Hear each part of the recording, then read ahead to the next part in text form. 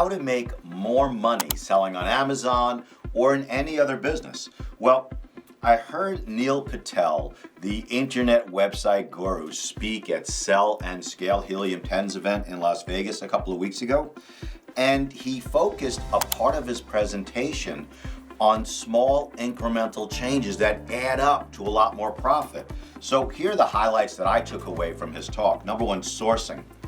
If you could improve, or if you can lower your sourcing costs by even 1%, that will help you make more money over the long haul, especially if you keep adding 1%, 1%, 1%.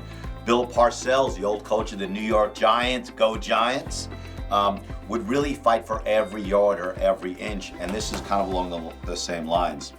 Shipping.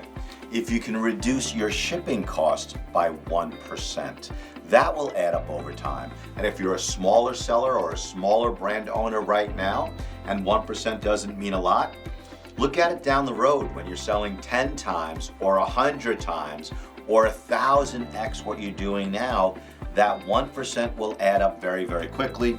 And number three, packaging. So packaging is vital in terms of how much you pay for shelf space at Amazon through FBA, and packaging is vital how much you're going to pay to ship those products. So what you want to do with your packaging, and listen, I learned from the best sellers all over the world, what you want to do with your packaging is get it as small, as concise, but well packaged, and also the product has to be well protected, but you want to get it down as small and light as possible.